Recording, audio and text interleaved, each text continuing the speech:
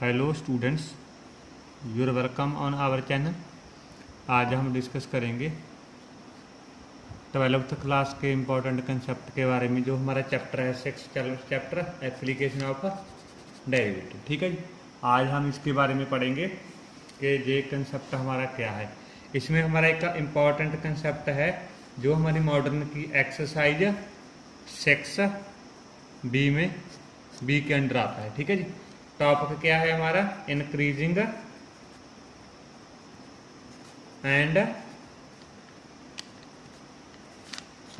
And decreasing function. ठीक है जी, ये आज का हमारा टॉपिक है इंक्रीजिंग एंड डिक्रीजिंग फंक्शन।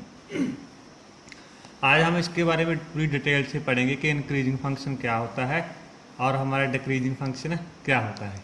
ठीक है जी, फॉर एग्जाम्पल हमारे पास कोई भी फंक्शन है, हमारे पास है दिया है f x equal to x plus 4 दिया है। ठीक है जी, अगर हम इसका जो ग्राफ बनाएंगे वो y equal to x plus 4 बनाएंगे। ठीक है जी, तो इसका ग्राफ कैसे बनेगा? देखिए, पहले हम x की वैल्यू 0 पुट करेंगे तो y की वैल्यू कितनी आ जाएगी? 4 आ जाएगी। ठीक है, इसके बाद 1 पुट करेंगे x की वैल्यू तो इसकी वैल्यू कितनी बन जाएगी? 5। कहने का मतलब है ये ग्राफ कैसे बनेगा हमारा?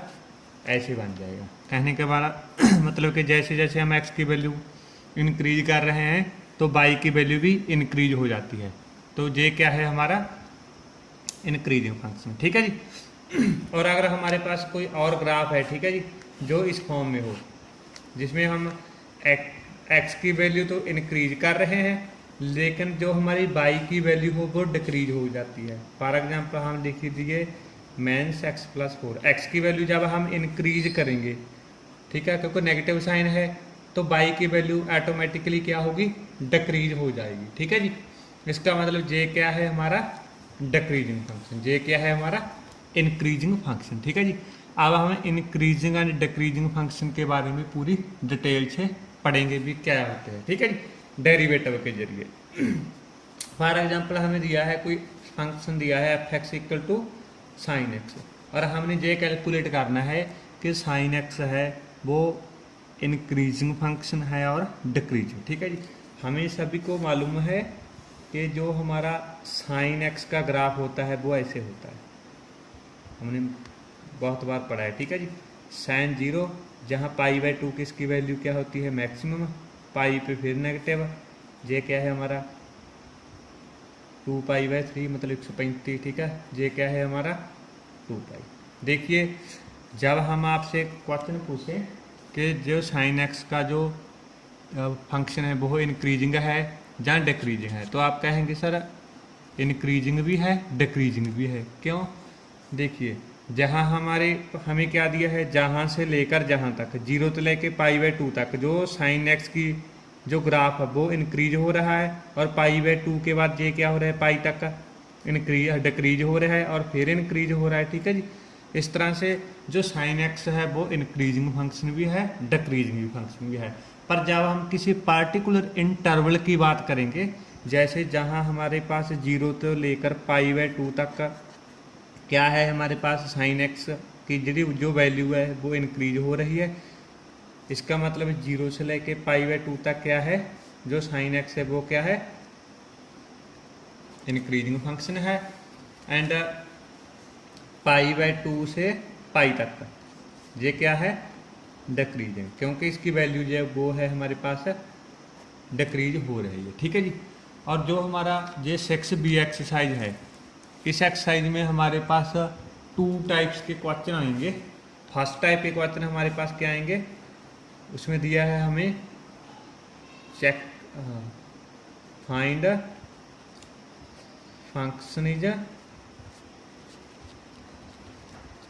इंक्रीजिंग और डिक्रीजिंग इन गिवन इंटरवल। कहने का मतलब है हमें एक इंटरवल दिया होगा, हमें उस इंटरवल में से चेक करना है कि जो हमारा गिवन फंक्शन है उसकी वैल्यू इंक्रीजिंग है और डिक्रीजिंग है। दूसरी टाइप के जो हमारे पास हम आएंगे वो किस टाइप के होंगे? उसमें हमें दिया होगा find interval in which F x is increasing और डिक्रीजिंग। ठीक है जी। पहले टाइप्स के सामने हमें क्या दिया होगा, इंटरवल दिया होगा, उसमें से हम फंक्शन की वैल्यू इंक्रीजिंग और डिक्रीजिंग कैलकुलेट करनी होगी। और जो हमारा नेक्स्ट टाइप के साम होगा उसे हम एक इंटरवल कैलकुलेट करना पड़ेगा भी, इस इंटरवल में इसकी वैल्यू इंक्रीजिंग है और इसमें डिक्रीजिंग है। ठीक है जी। इसको हम कैसे कैलकुलेट करेंगे, हम आज इसके बारे में पूरी डिटेल से डिस्कस करने जा रहे हैं। ठीक है जी। तो ਹੁਣ ਆਪਾਂ डिस्कस करते हैं एक इंपॉर्टेंट सम के बारे में। ठीक है जी। सम के बारे में ਆਪਾਂ ਨੂੰ ਕੀ ਸਮ ਦਿੱਤਾ ਹੋਇਆ, एफ ਦਿੱਤਾ ਹੋਇਆਗਾ एक्स की cube -12x² plus 36x plus 17। ठीक है जी। ਆਪਾਂ ਨੂੰ ਸਮ ਦਿੱਤਾ ਹੋਇਆ, ਆਪਾਂ ਉਹ ਇੰਟਰਵਲ ਪਤਾ ਕਰਨਾਗਾ ਜਿਹਦੇ ਵਿੱਚ ਇਹ ਫੰਕਸ਼ਨ ਇਨਕਰੀਜ਼ਿੰਗ ਵੀ ਆ,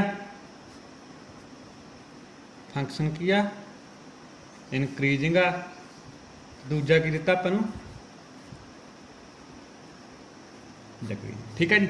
तुहानूं दस्सिया जी भी टू टाइप्स के सामने, एक दे विच तां आपां नूं इंटरवल दिता हो, आप चैक करनागा भी ये इंटरवल दे विच वो इनक्रीजिंग आ जां डिक्रीजिंग आ। दूजे टाइप का साम जिहड़ा इंपॉर्टेंट आ, ज़्यादातर एग्जाम दे विच आउंदा हुंदा, उहदे विच ये चीज़ दित्ती हो, फंक्शन दिता हो भी आ फंक्शन आ भी वो इंटरवल पता करो जिहदे विच ये अपने कोले इनक्रीजिंग है तो डिक्रीजिंग। ठीक है जी। आप किमें चैक करना, ठीक है जी।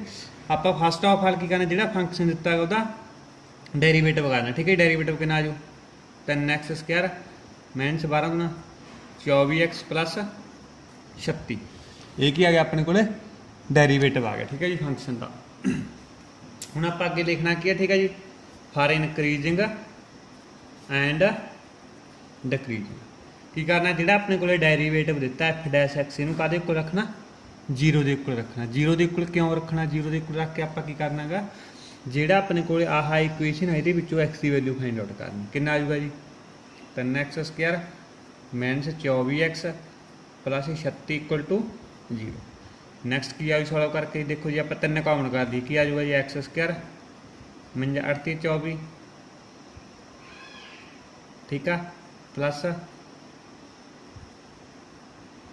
12 36 = 0। ये की फैक्टर बन जाएंगे जी, एक तो x- 2 बन जूगा जी, एक x- 6 बन जूगा। ठीक है जी, = 0। अपने को आ चीज़ बन गई। ठीक है जी।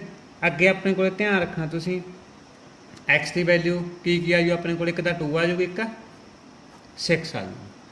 x की आप जी वैल्यू, क्योंकि जो आप = 0 दे करेंगे x की वैल्यू 2 वैल्यू आ जाएगी, एक तो x की वैल्यू 2 आ जाऊगी, दूसरी वैल्यू आ जाऊगी 6। हुण आपां चैक करनागा भी किहड़े इंटरवल दे विच इहदी वैल्यू पॉजिटिव आऊगी, मतलब इनक्रीजिंग आऊगी, किहड़े दे विच डिक्रीजिंग आऊगी। ठीक है जी। आपां की करांगे ना, इत्थे नंबर लाइन ड्रा कर लो। ठीक है जी। किहड़े किहड़े पॉइंट दिते वो देख लो, एक 2 दिता आपां नूं, दूसरा पॉइंट की दिता जी आपां नूं 6 दिता है। इधर की अपने को -∞, इधर की अपने को +∞। ठीक है जी। हुण आपां की चैक करनागा, इत्थे ना बॉक्स जा बना लिया करो या लिख लिया करो किन्ने किहड़े इंटरवल बन गए। एक तो -∞ ते 2 तक बन गया इंटरवल, दूसरा इंटरवल की बन गया अपने को 2 तो लैके 6 तक बन गया। ठीक है जी। नैक्सट अपने को एक होर इंटरवल बन गया 6 तो लैके ∞ तक। किन्ने इंटरवल बन गए जी अपने को, पहला इंटरवल बन गया, दूजा इंटरवल बन गया, तीजा इंटरवल बन गया। हुण आपां की चैक करना किहदे विच इनक्रीजिंग आ, किहदे विच डिक्रीजिंग आ, ਜਿਹੜਾ अपना मेन काम है। ठीक है जी। अगे आप करना, ਜਿਹੜਾ अपने को आह इंटरवल आ -∞ तो लैके 2 तक, -∞ तो 2 तक कोई भी वैल्यू तुसीं आपदे कोलों लै सकदे हो ਜਿਹੜੀ इंटरवल ਦੇ ਵਿੱਚ ਆਉਂਦੀ ਹੋਏ, ਜਿਵੇਂ 1 ਆਉਂਦਾ। ठीक आ, -∞ ਤੇ 2 ਦੇ ਵਿੱਚ 1 ਆਉਂਦਾ, ਜਿਹੜਾ ਉਹ 1 ਆਉਂਦਾ। ठीक आ, ਉਹ ਤੁਸੀਂ ਕਿਹਦੇ ਵਿੱਚ ਪੁੱਟ ਕਰਨਾਗਾ, ਆ ਇਕੁਏਸ਼ਨ ਦੇ ਵਿੱਚ ਪੁੱਟ ਕਰ ਦੇਣਾ। ਇੱਥੇ मतलब कहना मतलब डेरीवेटिव के पुट कर देना गा, जो डेरीवेटिव ये पुट कर देना गा, ਜਾਂ इत्थे पुट कर दो फिर भी कोई चक्कर नहीं, जोड़ा आ डेरीवेटिव कढ़े ये पुट कर दो फिर भी कोई दिक्कत नहीं, क्योंकि सेम चीज़ आ। की वैल्यू आई है अपने को -∞ ते 2 के 1 आऊँगा, 1 इत्थे पुट करके देखो। ठीक है जी। कितना देखो x -1। ठीक है जी। आप मतलब कि अपने माइंड के पुट करना है कि आप इत्थे पुट करके देख लेना, कोई चक्कर नहीं। जो आप 3x x की वैल्यू की 1 पुट करी, कितना आ जाऊगा जी 1 - 2 1 - 6, कितना आ जाऊगा जी ये 3 -1 -5 ਮਲਟੀਪਲਾਈ ਕਰਕੇ ਕਿੰਨਾ ਆ ਜਾਊਗਾ ਜੀ ਆਪਣੇ ਕੋਲ ਪੋਜ਼ਿਟਿਵ ਆ ਜਾਊਗਾ। ਆਪਾਂ ਨੂੰ ਵੈਲਿਊ ਨਾਲ ਕੋਈ ਮਤਲਬ ਨਹੀਂ ਵੀ ਵੈਲਿਊ ਕਿੰਨੀ ਆਉਂਦੀ ਆ, ਆਪਾਂ ਨੂੰ ਕਿਹਦੇ ਨਾਲ ਮਤਲਬ ਆ ਵੀ ਵੈਲਿਊ ਪੋਜ਼ਿਟਿਵ ਆਉਂਦੀ ਹੈ ਕਿ ਨੈਗੇਟਿਵ ਆਉਂਦੀ ਹੈ। ਠੀਕ ਹੈ ਜੀ। ਹੁਣ ਦੇਖੋ ਜਿਹੜਾ f' ਹੈਗਾ ਉਹ ਕੀ ਆ ਗਿਆ ਆਪਣੇ ਕੋਲ ਇਹਦੇ ਵਿੱਚ ਪੋਜ਼ਿਟਿਵ ਆ ਗਿਆ।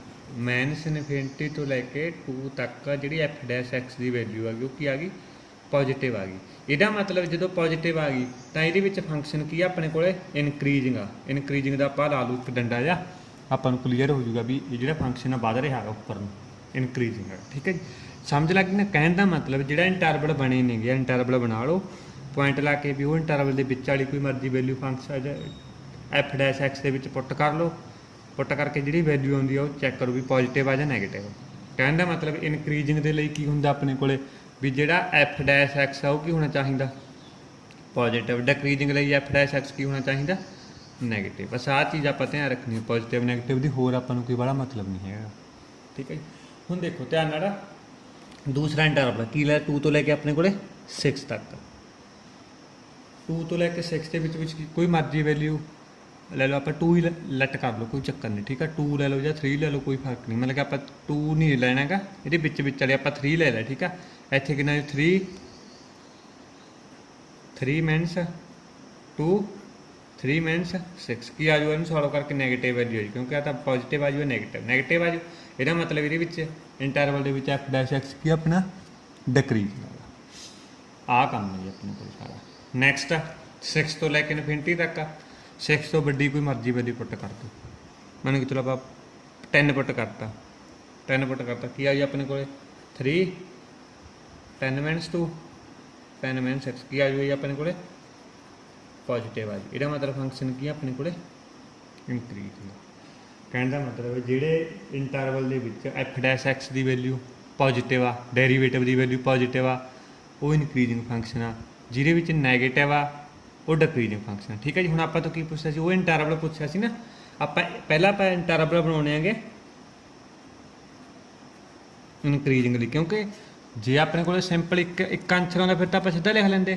ਹੁਣ ਆਪਣੇ ਕੋਲ ਕਿੰਨੇ ਆਨਸਰ ਬਣੇ ਪੈਣੇ 2 ਬਣੇ ਪੈਣੇ। ਇੱਕ ਤਾਂ ਇਹਦੇ ਵਿੱਚ ਵੀ ਇਨਕਰੀਜ਼ਿੰਗ ਆ ਪਹਿਲੇ 'ਚ, ਤੀਜੇ 'ਚ ਵੀ। ਤੈਨੂੰ ਆਪਾਂ ਕਿਵੇਂ ਲਿਖਾਂਗੇ -∞ ਤੇ 2 ਇੱਕ ਵਾਰ ਹੋਰ ਕਿਹੜਾ ਇੰਟਰਵਲ ਆ 6 ਤੇ ਇਨਫਿਨਿਟੀ ਵਿਚਾਲੇ ਕੀ ਪਾ ਦਿਓ ਯੂਨੀਅਨ ਪਾ ਦਿਓ।